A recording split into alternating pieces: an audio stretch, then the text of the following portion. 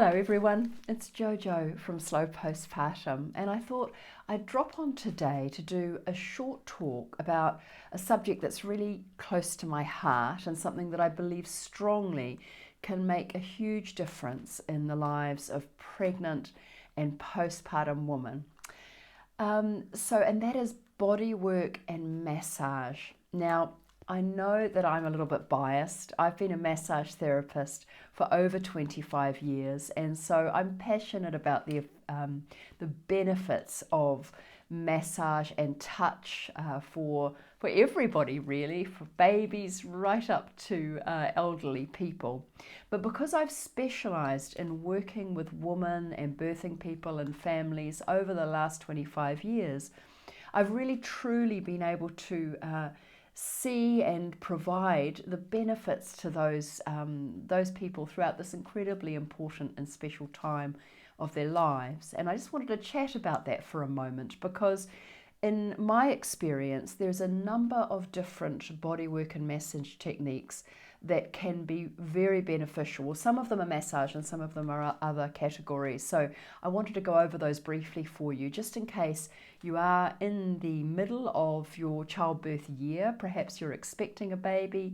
Perhaps you work with pregnant and postpartum women and families. Or perhaps you are a new parent and you are interested in finding out how massage and bodywork can affect and benefit you. So I thought I'd categorize the different types of bodywork into that I recommend, and go through them one by one. So the first one is massage during pregnancy. Now, for many years in Auckland, New Zealand, I owned and ran a beautiful pregnancy spa and wellness centre called Bella Mama. And most of our clientele at the spa were pregnant. So we specialised in working in pregnancy massage, and it's just such a lovely thing to not only receive but also to give as a therapist. And it can help with so many different issues and conditions. When you're pregnant, obviously your body is changing on a week-to-week basis. It's one of the only few times in your life where you're having these such profound changes in your bodies. But because of that and because of the changes in structural alignment and the different physiological processes in pregnancy, sometimes we can have some discomfort, can't we? So things like lower back pain, sore hips, a bit of swelling and sort of sluggish digestion and lymphatic system.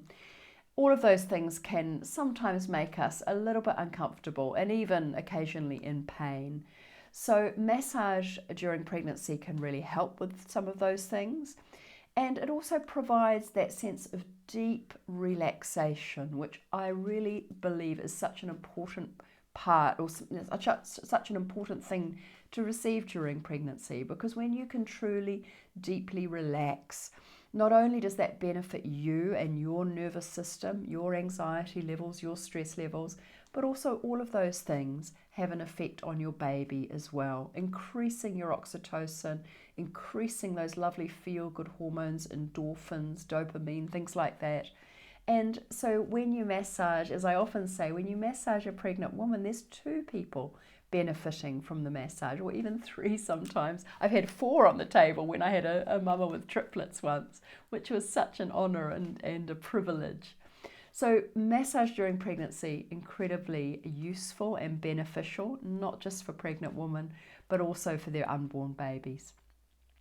However, if I meet a mama who has got more structural problems in her body, for example, pelvic pain, sometimes known as pelvic dysfunction pain in the sacroiliac joints in the back of the pelvis, the pubic joint at the front of the pelvis, or acute hip pain, sometimes these things can be caused by a misalignment of the bones in the pelvis. We often are a little bit wonky in our bodies, and the pelvis is no exception. It can come out of alignment sometimes, and that can cause quite acute pain and discomfort. And in that case, what I usually do, because as a massage therapist, I tend to just treat the soft tissue of the muscles. So if I want someone to look at the alignment of the pelvis, then I send my client to an osteopath or a pelvic physiotherapist to have treatment, because those people have specialist training in working with the skeletal alignment in the body, not just the muscles. And so I'm very happy to refer, because it's not my specialty to work with pelvic alignment.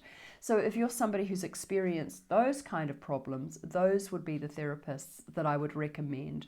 And I'll come back to pelvic physiotherapy in a moment, because that is really key to postpartum healing as well. But osteopathic treatment, I'm a huge fan. Seek out an osteopath who has specialist training in pregnancy and in postpartum, and you should find that you get a lot of benefit from that if you've got things like acute pelvic problems or pain or discomfort. Following birth, postpartum massage is an absolute godsend. In fact, if you were lucky enough to live in a country in Southeast Asia, such as Indonesia or Malaysia, the massage therapist would come and massage you every day for 30 to 40 days following the birth of your baby. In these countries, massage is seen as an absolute necessity, not a luxury, following birth. And it's really understood that the process of growing a baby and birthing a baby is the same as running a marathon or competing in some extremely physically challenging event, which is completely true, right? Labour could be related to running an ultra marathon, considering the strain it can put on your body and the hours and sometimes it can take.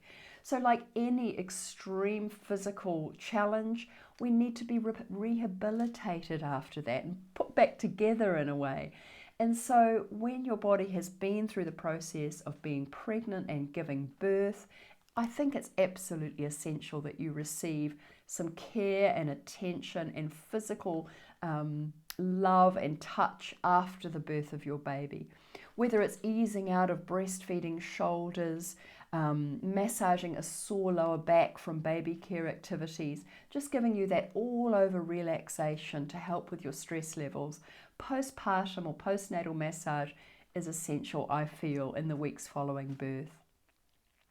As part of that, also, many Indigenous cultures bind or wrap the new mother's belly. So belly binding in the postpartum weeks is very common, and I love to do that with my clients as well. Having your belly wrapped following the birth, when you're feeling all kind of out of alignment and all your tummy muscles are a bit weak and the pelvic floor is a little bit weak, it feels like having a warm hug around you. And not only does that tight wrap around the belly help to contain the abdominal muscles and support the internal organs, it also helps to support your lower back as well. So sometimes the lower back can get quite sore when the core muscles aren't working properly, and the binding of the belly can really help with that. And often I'll put warm packs on the belly as well in order to bring the heat back that's been lost after the pregnancy and birth.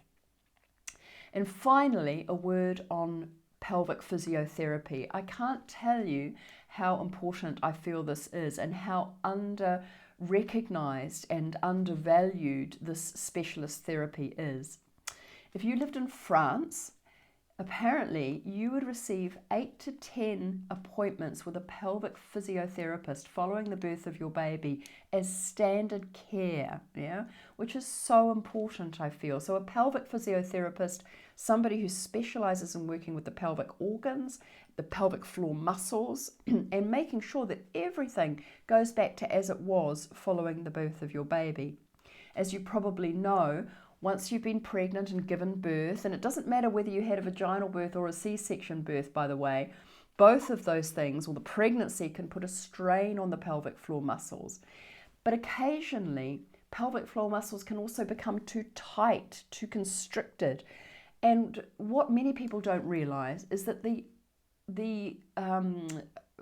effects of having a pelvic floor that is too strong are also the same effects as having a pelvic floor, or the same symptoms as having a pelvic floor that's too weak. So sometimes we can experience urinary incontinence, sometimes bowel incontinence, pain when we go back to having sex, back pain, hip pain, those kind of things that can be all caused by pelvic floor dysfunction.